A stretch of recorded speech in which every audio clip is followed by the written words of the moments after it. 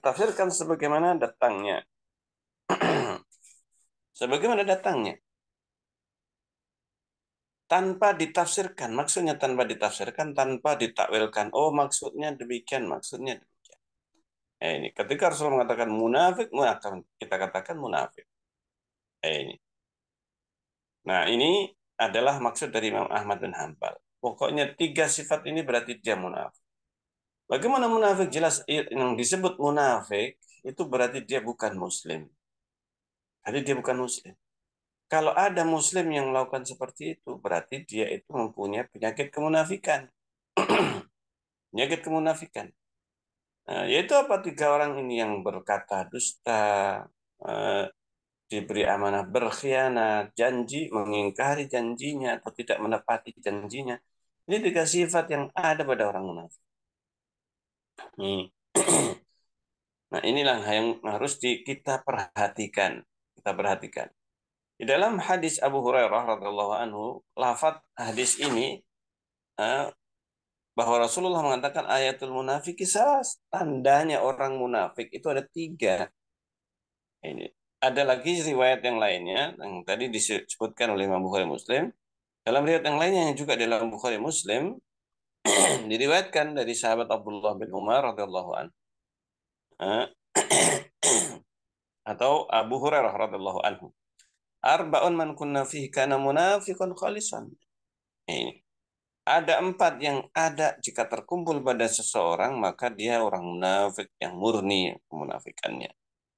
Wa man kana fihi khullatun minha yang barang siapa yang memiliki salah satu sifat dari empat munafik ini kana fihi khullatun minan nifaq.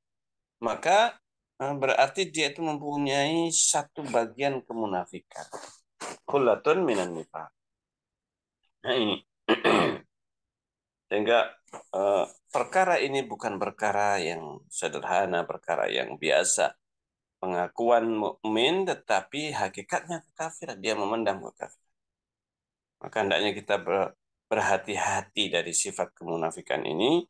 eh, Dan hendaknya kita eh, betul-betul memperhatikan apa yang kita lakukan, apa yang kita ucapkan. Jangan sampai apa yang kita ucapkan tidak sesuai dengan hati kita. Ini. Karena ini salah satu cirinya kaum munafikin. Nah, ini ida haddasa kadzaba, apabila berkata dia dusta. Ini salah satu di antara sifatnya orang munafik. Jika berkata dia dusta.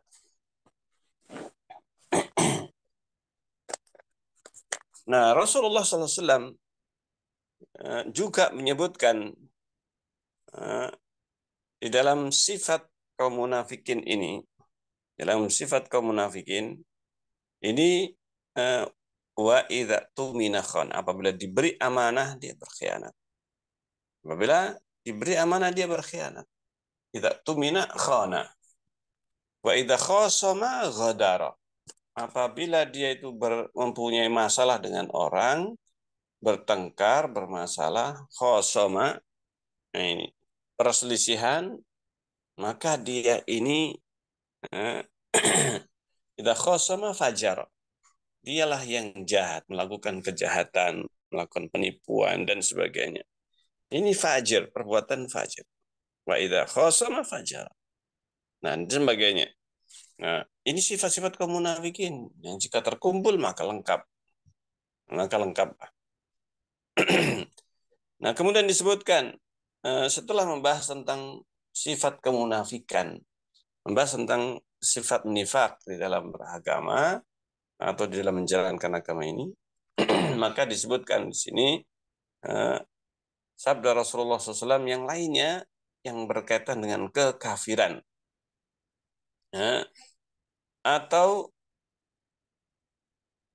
sifat-sifat yang disebut di dalam hadis sebagai kekafiran, tetapi eh, ini bukan termasuk kekafiran yang mengeluarkan dari Islam, tetapi eh, orang yang memiliki sifat-sifat kemunafikan, sifat-sifat kekafiran, eh, ini eh, disebutkan dalam hadis ini dalam beberapa dan banyak hadis yang dimaksudkan kufur amali, kafiran yang sifatnya amaliyah, tidak sampai mengeluarkan dari Islam. Nah, di antaranya eh, hadis yang menyebutkan la tarji'u ba'di kuffaran. Janganlah sepeninggalku eh, la tarji'u ba'di kuffaran dullalan. Kuffaran dullalan, kafir dan dullal. Nah, ini. Kafir dan dullal, yang sesat. Yadribu ba'dukum riqaba ba'd. Yang kalian masing-masing memukul punggung yang lainnya, memukul leher yang lainnya. Di sini disebutkan lafadz dullalan. Hanya saja di dalam uh, riwayat yang disebutkan oleh Imam Bukhari rahimahullah dan Sahih Muslim, dan Sahih Bukhari dan Muslim, ini disebutkan ketika Rasulullah bersabda la tarju ba'di kuffaran, tidak diiringi dengan lafadz dullalan. Nah, lafadz dullalan itu adalah riwayat Abu Bakrah. Adapun riwayat Abu Hurairah tidak pernah menyebutkan uh, dullalan, tetapi kufaran atau dullalan secara terpisah. Nah, ini seperti halnya di dalam riwayat Abu Bakrah ini ada dullalan itu menjadi pengganti kufaran. Yang ada di dalam Sahih Muslim ada lafaz kufaran au dullalan. Ada perawinya ini ragu dengan mana yang lebih pas antara kufaran atau dullalan. Tetapi tidak disebutkan dalam satu riwayat mengumpulkan antara dullalan dan kufaran. Ini. Adapun riwayat dullalan ada, tetapi bukan digabungkan menjadi satu dengan kufaran. Nah, di dalam riwayat Imam Ahmad ada hadis yang semakna dari hadis Abul Wadiyah radhiyallahu anhu. Abul Wadiyah radhiyallahu anhu juga meriwayatkan yang semakna dengan hadis. Nah, ini. Sehingga ini salah satu bentuk-bentuk yang disebut dengan kekafiran, tetapi dalam hadis maksudnya, tapi tidak sampai mengeluarkan dari Islam. Ini. Kemudian yang kedua, wa mislu idzal taqal muslimani bi sayfayhima fal qatil wal maqtul finnar. Barang siapa dua orang muslim yang bertemu dengan kedua pedangnya, ya bi sayfayhima, dengan kedua pedang masing-masing, maka fal qatil wal maqtul finnar, yang terbunuh, yang dibunuh, yang membunuhnya semuanya di neraka. Nah, ini semuanya di neraka. Ini hadis Bukhari Muslim. Ini. Demikian juga hadis yang ketiga disebutkan sibabul muslim fusuq wa qitaluhu kufur. Mencela orang mukmin, orang muslim itu kefasikan. Wa qitaluhu kufur. Memeranginya adalah kekafiran. Ini sabda Rasulullah SAW. Nah, ini hadis yang diriwayatkan dari sahabat Ibnu Mas'ud keduanya. Ini. Nah, Imam Ibnu Abil Izz al-Hanafi, pensyarah Aqidah Tahawiyah, beliau menyatakan bahwa Ahlus Sunnah sepakat semuanya bahwa pelaku dosa besar tidaklah eh, kafir, keluar dari Islam secara total, sebagaimana yang dikatakan kaum Khawarij. Nah, ini. Kenapa menurut mereka?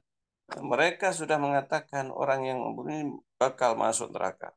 Waliyadzubillah.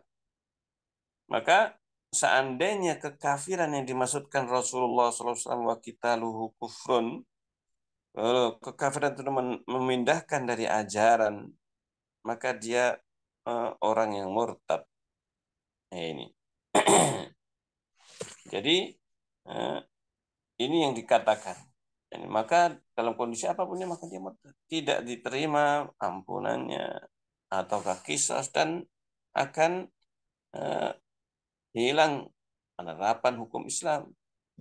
Ini zina, mencuri, potong tangan, minum khamr, dan seterusnya. Ini jelas kata sebagian ulama bahwa yang seperti ini adalah jelas-jelas kebatilannya, jelas kerusakannya di dalam Islam. Kenapa? Karena Rasulullah SAW sudah menjelaskan dengan gamblang di sini. Dan bahkan disepakati oleh Ahlus Sunnah bahwa pelaku dosa besar tidaklah dikafirkan atau tidak menjadi kafir karena perbuatan dosa besarnya tersebut, baik membunuh ataupun yang lainnya. Tetap pelakunya berbuat maksiat. Tetap pelakunya berbuat maksiat. Dan dosa besar. Yaitu apa? Saling berperang satu dengan yang lain, kemudian dosa membunuh, dosa-dosa besar, mencuri, merampok dan yang lain sebagainya. Ini dosa besar, membunuh. Nah ini, dan ini disepakati oleh para ulama tidak sampai keluar dari Islam, tidak sampai keluar dari Islam. Ini karena apa? Allah Subhanahu Wa Taala menjadikan pelaku dosa besar itu dari kalangan kaum mukminin, tidak mengeluarkan dari orang mukmin. Di antaranya firman Allah Ta'ala, Ya ayyuhalladzina amanu kutiba alaikumul qisas. Dalam surat Al-Baqarah ayat 178, wahai orang-orang yang beriman telah ditetapkan atas kalian qisas. Ini awil qatl fil qatla, di dalam orang-orang yang terbunuh, al-hurru bil hurri. Ini orang yang merdeka dengan merdeka, wal abdu bil abdi. Yang budak juga dibalas dengan budak. Wal unsa bil unsa, dan wanita dibalas dengan wanita. Artinya tawanannya dan seterusnya. Maka ini yang dimaksudkan. Dalam hadis ini oleh Rasulullah SAW, banyak hadis yang dihukumi kafir, orang siapa yang melakukan maka dia kafir. Nah, ini banyak sekali hadis-hadis seperti ini, tetapi kita tidak untuk dipraktekkan kepada person perorangan lalu kemudian dihukumi. Nih. Tetapi ini adalah merupakan sabda Rasulullah SAW yang menunjukkan pengingkaran Rasulullah SAW. Di antaranya disebutkan yang lain lagi, mislu man qala li akhihi ya kafir. Ini hadis yang keempat. Barang siapa yang mengatakan kepada saudaranya kafir, wahai kafir, faqad ba'a biha ahaduhuma, maka tuduhan itu akan kembali kepada keduanya. Nah ini. Barang siapa yang berkata wahai kafir, maka kembalilah kekafiran itu kepada salah satu dari keduanya. Nah, ini pun juga jangan difahami sebagaimana kaum Khawarij yang memahami pelaku dosa besar berarti kafir. Nah ini. Nah ini. Nah demikian juga hadis yang disebutkan oleh Imam Ahmad bin Hanbal. Mislu, contoh di antaranya kufrun billah, salah satu kekufuran kepada Allah adalah tabarru'un min nasabin wa indaqqa, yaitu seorang melepaskan diri. Ini tabarru' min nasab, dari nasab, wa indaqqa, meskipun daqqa. Meskipun daqqa. Meskipun nasab itu nasab yang sangat detail atau tersembunyi, tersamarkan. Nah, ini yang disebutkan hadisnya diriwayatkan oleh Imam Ahmad bin Hanbal dan hadis ini dihasankan oleh Syekh Al-Albani rahimahullah taala. Hadis ini dihasankan oleh Syekh Al-Albani.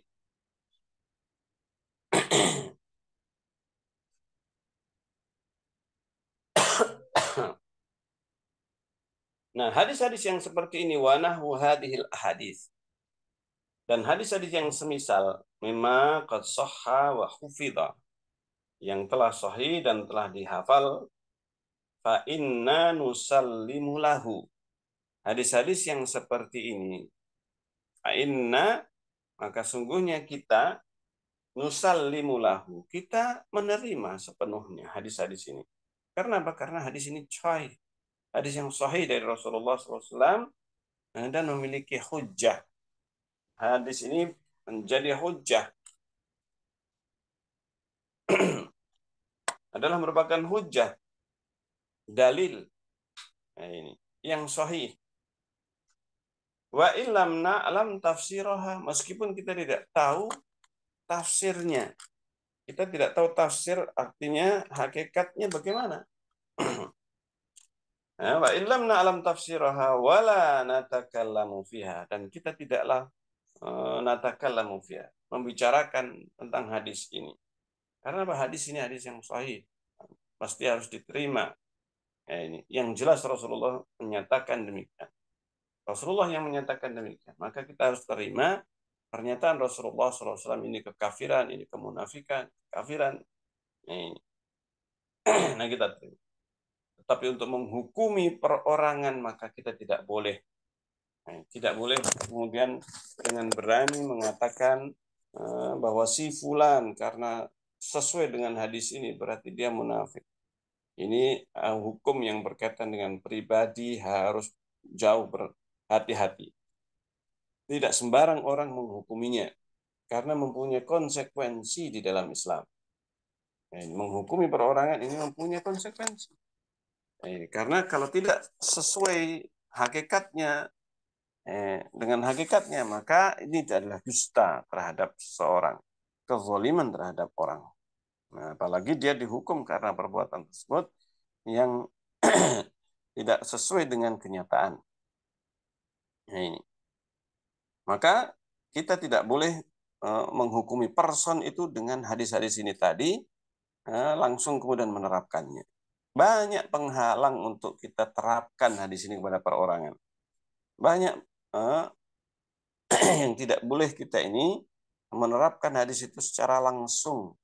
Nah, ini bukanlah ciri Ahlus Sunnah wal Jamaah menyibukkan dengan hadis-hadis yang seperti ini lalu diterapkan kepada perorangan. Berarti si fulan kafir, berarti si fulan kafir. Terlalu banyak untuk dikafirkan. Ini. Yaitu apa? Yang disebutkan kekafiran dalam hadis Rasulullah SAW. Tetapi dikatakan bahwa ini perbuatan kekafiran. Hanya saja pelakunya tidak boleh kita begitu saja menerapkannya, kecuali jika dia memang betul-betul menyatakan keluar dari Islam atau dia tidak memang masuk ke dalam Islam secara keseluruhan. Maka kita bisa mengatakan mereka kafir atau dia itu kafir. Kenapa? Belum masuk Islam atau dia murtad dari Islam. Ini. Maka kita bisa mengatakan demikian. Kenapa? Karena orangnya yang mengatakannya. Adapun orang yang Muslim dan kemudian mempunyai sifat ciri-ciri kemunafikan, kafiran, tidak bisa langsung kita terapkan. Nah ini karena ini salah satu di antara yang sangat berbahaya ketika diterapkan. Barang siapa ini maka dia kafir, barang siapa fulan demikian maka dia kafir. Inilah yang akan dimanfaatkan oleh ahlul bid'ah, ahlul ahwa untuk kemudian menyerang ahlus sunnah. Nah ini wala nufassiru hadhil ahadits wala nujadilu fiha. Kita tidak mendebatnya, mendebat hadis. Dan kita la nufassiru hadhil ahadits, tidak menafsirkan hadis-hadis ini tadi illa mislama ja'at, kecuali sebagaimana datangnya, la narudduha illa bil haqqi minha. Tidaklah kita menolaknya hingga bil haqqi minha, bi ahaqqi minha, kecuali dengan yang lebih berhak di dalamnya atau darinya. Nah, ini perkara akidah yang sangat penting tentang status seseorang, munafik, kafir, musyrik dan sebagainya. Ini tidak sembarangan ahlu sunnah di dalam menghukumi perorangan. Ini. Jadi meskipun terkumpul sifat-sifat kemunafikan, sifat-sifat ini tadi, tetapi ketika dia menyatakan muslim, maka ini tidak bisa. Ditakyin fulan kafir karena meninggalkan sholat, meninggalkan ini dan seterusnya. Kewajiban-kewajibannya.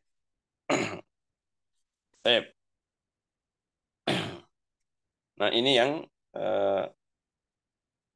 bisa kita bahas dalam kesempatan kita kali ini. Dan karena pembahasan yang setelahnya ini adalah pembahasan yang panjang dan butuh waktu yang panjang, dan kita tadi mulai dengan waktu yang agak telat, Dan insya Allah untuk hari ini, insya Allah kita eh, sampai di sini. Yang mungkin apabila ada pertanyaan, mungkin lebih baik eh, sesi tanya jawab. Mungkin demikian. Nah, Ustaz, untuk Abah dan Umat sekalian mungkin ada pertanyaan bisa ditulis di kolom chat atau mungkin langsung raise hand. Persilakan Bapak dan Umat.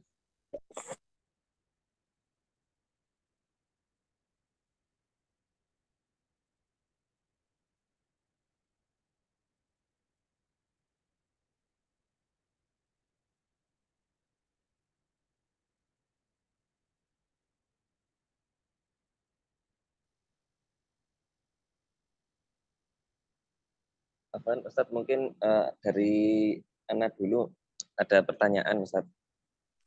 Fadal. Iya, untuk yang 3 ciri orang yang munafik itu seperti halnya kan kita saat dalam kehidupan sehari-hari mungkin ada komunikasi dengan bersosialisasi dengan banyak orang, mungkin ada yang uh, meleset gitu saja atau mungkin kadang janji terus mungkin tidak tepat gitu. Terus mungkin pas ada amanah kita mungkin kurang maksimal mengerjakan amanah tersebut gitu. Apakah ada batasan gitu, ada batasan mungkin kalau semuanya mungkin amanah mungkinnya harusnya sekian tapi tidak termasuk munafik jika mungkin sudah 50% dijalankan atau mungkin kalau sama sekali nggak dijalankan ini baru masuk munafik gitu. Kalau menepati janji mungkin semuanya janji jam 9 terus uh, molor sampai jam 10 gitu. Oh ini termasuk apa munafik atau seperti apa gitu Ya. tergolong masuk ke munafik sendiri. Jadi eh, orang-orang yang mempunyai seandainya pun dia itu mempunyai tiga sifat ini sekaligus terdapat sepenuhnya pada dirinya. Dia kalau berkata itu memang dusta, pendusta. Ini. Kalau dia berjanji tidak pernah menepati janjinya, kalau diberi amanah dia berkhianat. Seandainya itu ada pada seorang, eh, maka kita tidak boleh kita mentayin, oh si fulan dan si fulan. Kalau sudah si fulan, si A dan si B, berarti itu sudah takyin. Maka berhati-hati di dalam takyin. Kalau sudah sampai kepada takyin seperti ini sudah ditinggalkan. Jangan kita menyibukkan diri dengan takyin. Si fulan begini, si fulan begitu berarti. Nah ini berarti kafir, berarti demikian. Inilah yang berbahaya. Penerapan seperti ini meskipun kepada oh saya kepada diri saya sendiri saja. Nah, ini. Maka hendaknya berhati-hati seseorang menggunakan hal ini menghukumi dengan hadis-hadis berarti si fulan itu demikian berarti dia adalah munafik. Ini tidak bisa kita seperti itu. Tapi kita sampaikan hadis Rasulullah SAW untuk menunjukkan ini perkara-perkara besar, bukan perkara sepele. Hingga Rasulullah menyebutkan kekafirannya. Nih. Nah, jadi seperti itu. Tidak perlu kita sibukkan. Oh, si fulan itu begini. Berarti. Nah, kata-kata berarti demikian. Inilah yang berbahaya. Yaitu menyimpulkan dari satu hadis, dua hadis, diterapkan kepada si fulan, berarti si fulan munafik. Kenapa? Karena Rasulullah eh, menyebutkannya. Nah, ini. Nah, hadis-hadis ini tadi disebutkan oleh Rasulullah SAW sebagai sebuah kaidah yang bukan sembarangan dalam menerapkan si fulan kafir, si fulan demikian. Nah, itu. Jadi kita tidak perlu menyebutkan dengan takyin. Oh, si fulan bagaimana? Si fulan bagaimana? Sudah. Nah, sampaikan hadisnya, bahayanya seperti ini. Ini yang kita sampaikan. Bahayanya kemunafikan, bahayanya berkata dusta, dan seterusnya. Mungkin demikian. Jadi tidak perlu kita menghukumi, tapi kita menyebutkan ini adalah terancam demikian. Jadi ancamannya, ini yang kita sebutkan. Jadi demikian. Wallahu ta'ala alam. Bisa difahami nih ya? Nah, Nah, Ustaz, untuk Abah dan Umat sekalian mungkin ada pertanyaan sekitar apa yang dibahas oleh Ustaz Amin tadi, monggo bisa ditulis di chat atau raise hand.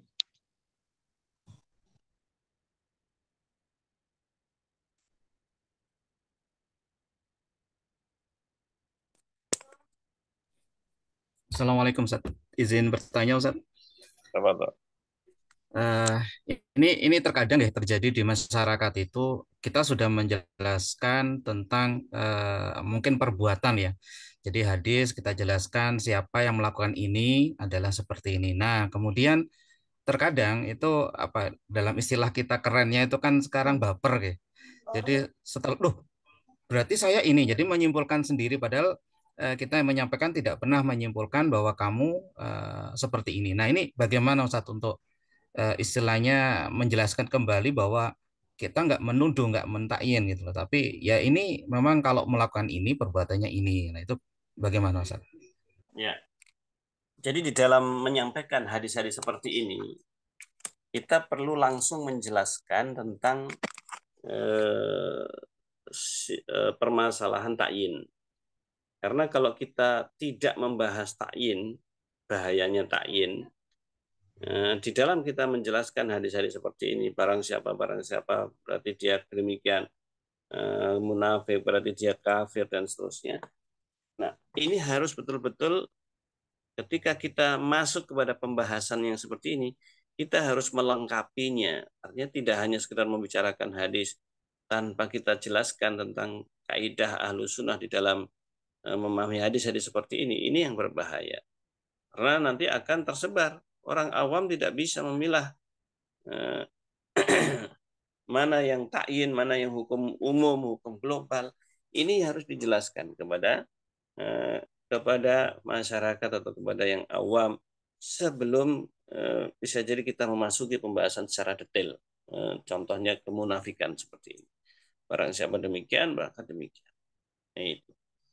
Tetapi yang paling baik adalah kita langsung menjelaskan tentang bahayanya takyin. Kita mempelajari ini, hukumannya ini zina demikian.